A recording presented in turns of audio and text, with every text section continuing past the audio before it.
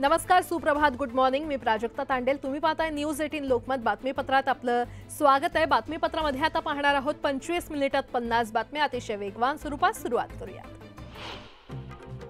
नागपूरच्या रेशीमबाग मैदानात लाडकी बहिणी योजनेचा नागपूर विभाग शुभारंभ करणार आहे. दोन्ही उपमुख्यमंत्री आणि मुख्यमंत्री या कार्यक्रमाला उपस्थित असतील. नागपूरमध्ये अजित पवार गटाची आज जनसन्मान यात्रा असणार आहे. यावेळी अनिल देशमुखांच्या काटोल मतदारसंघात अजित दादा सभा घेणार आहेत. अजित पवार यावेळी कुणावर निशाणा साधतायत याकडे सगळ्यांचं लक्ष आहे. पंतप्रधान नरेंद्र मोदी आज 3 नवीन वंदे भारत ट्रेनला हिरवा झेंडा दाखवतील. हा कार्यक्रम व्हिडिओ कॉन्फरन्सिंगद्वारे केला जाईल. यामध्ये मेरठ सिटी, लखनौ, मदुराई, बेंगळुरू आणि चेन्नई, एग्मोर, नागरकोइल वंदे भारत एक्सप्रेसचा समावेश आहे. राज्याच्या तिजोरीतून 1,500 कोटींचा विकास निधी आणणारा मीच दबंग आणि दमदार आमदार असल्याचं वक्तव्य राज्याचे आरोग्यमंत्री तानाजी सावंत यांनी केलंय. तानाजी सावंत यांनी यावेळी विरोधकांना चांगलाच टोला लगावलाय. विद्यार्थिनींच्या सुरक्षेसाठी वसतिगृहाच्या सुरक्षा नियमावलीचं काटेकोरपणे पालन करताना 24 तास सुरक्षा उपलब्ध राहील याची दक्षता घ्यावी अशा सूचना उच्च आणि तंत्रशिक्षण मंत्री चंद्रकांत पाटील यांनी दिल्या.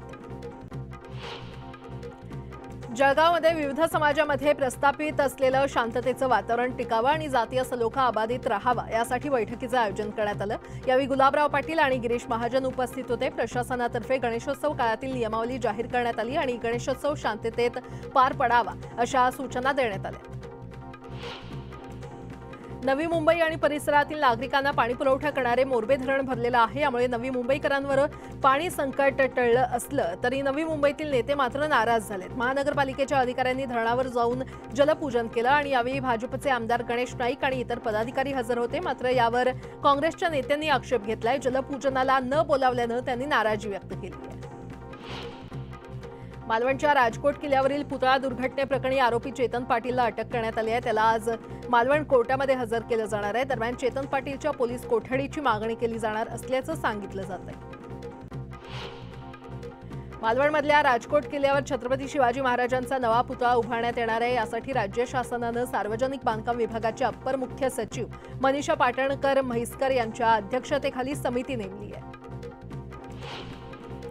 मालवण प्रकरणानंतर पुणे महापालिका अलर्ट मोडवर आलेली आहे. शहरातील सर्व पुतळ्यांचं स्ट्रक्चरल ऑडिट केलं जाणार आहे. शहरात 50हून अधिक महापुरुषांचे पुतळे आहेत. अर्ध पूर्णकृती या पुतळ्यांचं ऑडिट केलं जाणार आहे. राज्यात ऑगस्टमध्ये डेंग्यूचे 3,170 रुग्ण आढळलेले आहेत. त्यापैकी 12 जणांचा मृत्यू झालाय. सर्वाधिक मृत्यू रायगड आणि नाशिकमध्ये झाले. डेंग्यूचे सर्वाधिक रुग्ण मुंबईमध्ये सापडले असले तरी मुंबईमध्ये डेंग्यूनं एकही मृत्यू झाला नाहीये. छत्रपती संभाजीनगरात मागील काही दिवसांपासून सुरू असलेल्या रिमझिम पावसामुळे डेंग्यूचा फैलाव वाढलाय. या महिन्याभरात डेंग्यूचे तब्बल 56 संशयित रुग्ण आढळून आलेले आहेत. तर त्यापैकी 5 जणांचे अहवाल हे पॉझिटिव्ह आलेत. तर साथीच्या रोगांचा प्रादुर्भाव वाढत असल्यानं रुग्णालयाबाहेर गर्दी वाढते. नवी मुंबईत महारोजगार मेळाव्याचं आयोजन करण्यात आलं. 8,000हून बेरोजगार युवकांनी यात सहभाग घेतला. यावेळी 100पेक्षा जास्त कंपन्यांचे प्रतिनिधी उपस्थित होते. आलेल्या उमेदवारांचे अर्ज आणि त्यांच्या शैक्षणिक पात्रतेनुसार मुलाखती घेत अनेकांना थेट नियुक्तीपत्र देण्यात आलं. मुंबई उपनगरातील प्रवाशांना त्र्यंबकेश्वर गाठण्यासाठी नवा रेल्वे मार्ग उभारण्याच्या हालचालींना वेग आलाय. डहाणू रोड ते नाशिक या दरम्यान नवीन रेल्वे मार्ग उभारण्याच्या मध्य रेल्वेच्या प्रस्तावाला रेल्वे मंत्रालयानं मंजुरी दिली आहे. यामुळे बोरिवली ते डहाणू रोड या दरम्यान राहणाऱ्या प्रवाशांना रेल्वेनं कमी वेळात नाशिक गाठता येणार आहे. गोंदियामध्ये अनेक ठिकाणी बसचे वाहक राणी अहिल्याबाई होळकर पासधारकांना बसमध्ये प्रवेश देत नसल्याची तक्रार आहे. पासधारक विद्यार्थ्यांना मानव विकासाच्या निळ्या बसेसशिवाय लालपरी बसमध्ये बसू दिलं जात नाही आणि त्यामुळे विद्यार्थ्यांना शाळेत पोहोचण्यास उशीर होत असून यासंदर्भात त्यांनी बस आगार प्रमुखाकडे तक्रार केली आहे.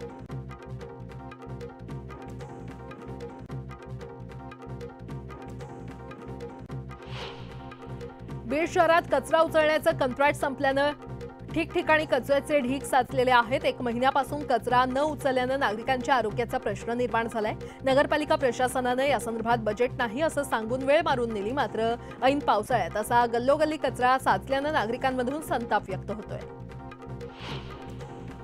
वाशिम आणि रिसोड बाजार समितीमध्ये कांडी आणि गट्टू या दोन्ही प्रकारच्या हळदीला 11,000 ते 13,000 रुपये प्रति क्विंटलचा दर मिळतोय। यामुळे शेतकऱ्यांचे आर्थिक नुकसान होत असल्यानं त्यांच्यामध्ये नाराजी दिसते आणि 2 महिन्यापूर्वी याच हळदीला रिसोड आणि वाशिमच्या बाजार समितीमध्ये 16,000 ते 17,000 रुपये प्रति क्विंटलचा दर मिळाल्यानं शेतकऱ्यांना मोठा आर्थिक दिलासा मिळाला होता।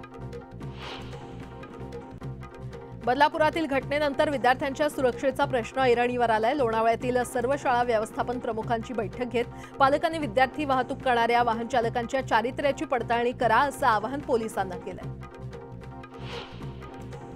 देहूमध्ये कांदा पीक जोमात वाढू लागलाय। शेतातील कांदा काढून आता शेतकरी कांद्याची साठवण करू लागलाय। विक्रमी उत्पादन आल्यानं शेतकरी देखील सुकावलाय। सध्या कांद्याला 40 ते 50 रुपये किलोचा दर मिळत असल्यानं शेतकऱ्यांना नफा मिळणार आहे। सरकारच्या नव्या निर्णयामुळे रेशनचा मोफत तांदूळ मिळणं बंद होणार आहे। त्या व्यतिरिक्त गहू, डाळी, हरभरा, साखर, मीठ, मोहरीचं तेल, मैदा, सोयाबीन आणि मसाले यांचा समावेश आहे। आहारातील पोषणाची पातळी वाढवण्यासाठी सरकारनं हा निर्णय घेतलाय। राज्यात आजपासून पुढील 4 ते 5 दिवस बहुतांश जिल्ह्यात मुसळधार पाऊस कोसळणार असा अंदाज भारतीय हवामान खात्यानं व्यक्त केलाय। विदर्भ, मराठवाडा आणि उत्तर महाराष्ट्रात जोरदार पावसाची शक्यता वर्तवण्यात आली आहे। याशिवाय मुंबईसह उपनगरात देखील पाऊस पडण्याचा अंदाज आहे। हवेत कमी दाबाचा पट्टा निर्माण झाल्यानं यंदा पावसाचा मुक्काम वाढण्याची शक्यता आहे। ला निना हवामान प्रणालीमुळे सप्टेंबर आणि ऑक्टोबरमध्ये पाऊस पडण्याची शक्यता आहे। त्यामुळे मान्सूनचं प्रस्थान होण्यास विलंब होणार आहे। पावसाचा मुक्काम वाढल्यास शेतीवर त्याचा दुष्परिणाम होण्याची शक्यता वर्तवली जाते। पुण्यामध्ये जून ते ऑगस्ट या 3 महिन्यात तब्बल 918 मिलीमीटर पावसाची नोंद झाली आहे। 2019 नंतर गेल्या 5 वर्षात सर्वाधिक पाऊस झालाय। सप्टेंबरमध्ये 106% पावसाचा अंदाज असल्यानं पावसाची वाटचाल 1000 मिलीमीटरकडे जाण्याची शक्यता आहे। नाशिक आणि अहमदनगर जिल्ह्यातील लहान मोठी सर्व धरणं आणि बंधारे काठोकाठ भरल्यानं या दोन्ही जिल्ह्यातून जायकवाडी प्रकल्पात रोज पाण्याची आवक होते। त्यामुळे जायकवाडी प्रकल्प आज 81% भरला असल्यानं वर्षभराचा सिंचन, उद्योग आणि पिण्याच्या पाण्याचा प्रश्न सुटल्यानं प्रशासन चिंतामुक्त झालंय। छत्रपती संभाजीनगर जिल्ह्यात बहुतांश भागात कपाशी पिकावर मर रोगाचा प्रादुर्भाव झालाय आणि त्यामुळे उभी पिकं सुकू लागली असून काही ठिकाणी अचानक पानगळ होत असल्याचं समोर आलंय। त्यामुळे शेतकरी वर्गात अस्वस्थता पसरली आहे। महागड्या औषधांच्या फवारण्या करून देखील या रोगाचा बंदोबस्त होत नसल्यानं शेतकरी हवालदिल झालाय।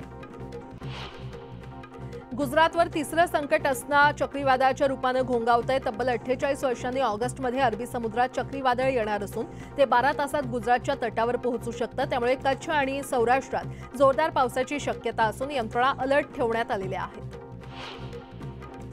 सोलापुरात कामगार आयुक्तालयासमोर आंदोलन करण्यात आलं। राज्य शासनाच्या विविध योजनांचा लाभ कामगारांना मिळावा यासाठी आंदोलन करण्यात आलं। राष्ट्रीय बहुजन कामगार महासंघाकडून एकदिवसीय आंदोलन करण्यात आलं। राज्य शासनाच्या विविध योजनेत जिल्ह्यातील कामगार पात्र असूनही त्यांना कोणत्याही योजनेचा लाभ मिळत नाही आणि त्यामुळे कामगारांच्या मागण्या पूर्ण न झाल्यास तीव्र आंदोलनाचा इशारा देण्यात आला। भुसावळमध्ये महाराष्ट्र राज्य नगरपालिका संवर्ग अधिकारी संघटनेनं गुरुवारपासून बेमुदत संप पुकारलाय। वेतन श्रेणीसह विविध मागण्यांसाठी कर्मचारी आक्रमक झालेत आणि या संपामुळे पालिकेचं कामकाज ठप्प झालंय। एसटी कर्मचाऱ्यांचे वेतन राज्य शासकीय कर्मचाऱ्यांप्रमाणे करावं या मागणीसाठी वाशिममध्ये एसटी कर्मचाऱ्यांनी निदर्शनं केली। आर्थिक प्रलंबित मागण्यांसाठी वाशिम आणि रिसोड एसटी आगारामध्ये एसटी कामगार संयुक्त कृती समितीच्या वतीनं निदर्शनं करण्यात आली। यावेळी एसटी कामगारांनी जोरदार घोषणाबाजी केली। महिला अत्याचार प्रकरणातील आरोपीला फाशीची शिक्षा द्या या मागणीसाठी बीडच्या धारूर तहसील कार्यालयावर डॉक्टर बाबासाहेब आंबेडकर विकास मंचाच्या वतीनं विराट आक्रोश मोर्चा काढण्यात आला। या मोर्चामध्ये शेकडो महिला आणि पुरुष सहभागी झाले होते। गोरेगावातील पत्राचाळीच्या जागेवर 4 इमारती बांधण्याचा निर्णय म्हाडानं घेतलाय। मुंबई मंडळानं 2398 घरांच्या बांधकामासाठी निविदा प्रसिद्ध केल्यात। या ठिकाणी म्हाडाच्या 40 मजली 4 इमारती बांधल्या जाणार आहेत। मध्य रेल्वेवर विविध अभियांत्रिकी आणि देखभालीची कामं करण्यासाठी रविवारी मेगा ब्लॉक घेण्यात येणार आहे। ब्लॉक कालावधीमध्ये माटुंगा ते मुलुंड स्थानकादरम्यान धीम्या मार्गावरील लोकल जलद मार्गावर वळवण्यात येतील, तर सीएसएमटी ते पनवेल, बेलापूर, वाशीला जाणाऱ्या अप आणि डाऊन हार्बर मार्गावरील लोकल सेवा रद्द करण्यात येणार आहे। येत्या सोमवारी अंधेरी आणि जोगेश्वरी परिसरात 12 तासांसाठी पाणीपुरवठा बंद ठेवण्यात येणार आहे। वेरावली जलाशय येथे 900 मिलीमीटर व्यासाच्या वाहिनीवरील झडपा बदलण्याच्या कामामुळे पाणीपुरवठा बंद असेल। त्यामुळे नागरिकांनी पाणी जपून वापरावं असं आवाहन करण्यात आलंय। मुंबईला पाणी पुरवठा करणाऱ्या जलवाहिन्यांभोवती अनेक ठिकाणी झोपड्यांचं अतिक्रमण झालेलं आहे। अनेक ठिकाणी जलवाहिन्यांना गंज चढलाय। गंजरोधक उपायांचा अभाव आहे आणि अनेक ठिकाणी जलवाहिन्यांच्या परिसरात सुरक्षेसाठी गस्त घालण्याचं काम कमी झालंय अशी निरीक्षण खरं तर वॉचडॉग फाउंडेशननं जलवाहिन्यांच्या पाहणी दौऱ्यांती नोंदवलेली आहेत। तृतीयपंथीयांना सन्मानानं आरोग्याच्या सुविधा मिळाव्यात यासाठी केईएमच्या यूरोलॉजी विभागाअंतर्गत विशेष ओपीडी सुरू करण्यात येणार आहे। सप्टेंबर महिन्यापासून या ओपीडीला सुरुवात करण्यात येणार असून दर शनिवारी ही ओपीडी असेल। केईएम आणि सखी 4 चौघी या एनजीओच्या संयुक्त विद्यमानं हा उपक्रम राबवला जाणार आहे। वीज बिलाच्या थकबाकीमुळे कनेक्शन कायमस्वरूपी तोडलेल्या राज्यातील 38 लाख ग्राहकांसाठी महावितरणाची अभय योजना अंमलात येणार आहे आणि या योजनेमध्ये ग्राहकांना बिलाच्या थकबाकीवरील व्याज आणि विलंब आकाराचे एकूण 1788 कोटी रुपये माफ करण्यात येणार आहे। महानगरपालिकेच्या अखत्यारीतील सर्व रुग्णालय आणि दवाखान्यात आरोग्य सेवा आणखी सुलभतेनं मिळण्यासाठी आता आरोग्य व्यवस्थापन माहिती प्रणालीचा वापर करण्यात येणार आहे। या प्रणालीमुळे नागरिकांना अधिक डिजिटल पद्धतीनं वैद्यकीय सेवेचा लाभ घेता येणार आहे। ठाणे जिल्ह्यातील उपजिल्हा रुग्णालय आणि ग्रामीण भागातील रुग्णालय देखील आता काट टाकणार आहेत। ग्रामीण रुग्णालय आणि उपजिल्हा रुग्णालयातील बेडची संख्या वाढवण्यात येणार आहे। त्यानुसार याचा प्रस्ताव शासनाकडे पाठवला असून लवकरच त्याला मंजुरी मिळेल अशी अपेक्षा व्यक्त होते। कंपनीची आर्थिक स्थिती खालावल्याच्या मुद्द्यावरून स्पाइसजेट कंपनीने 150 केबिन कर्मचाऱ्यांना 3 महिन्यांच्या सक्तीच्या रजेवर पाठवलेलं आहे। या कर्मचाऱ्यांना या सुट्टीच्या काळातील वेतनही देणार नसल्याचं एका निवेदनाद्वारे स्पष्ट केलंय।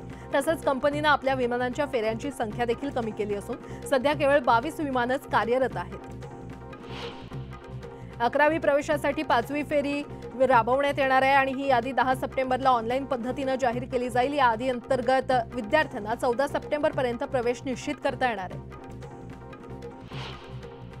पालघरच्या नेहरोळी येथे एकाच घरात कुजलेल्या अवस्थेत तिघांचे मृतदेह आढळून आल्यानं खळबळ माजली आहे। आईसह मुलीचा बंद पेटीत तर वडिलांचा बाथरूममध्ये मृतदेह आढळून आल्याचं समोर आलंय। गेल्या 12 दिवसांपासून हे कुटुंब कुणाच्याही संपर्कात नसल्याची माहिती मिळते। या प्रकरणी पोलिसांकडून अधिक तपास सुरू आहे।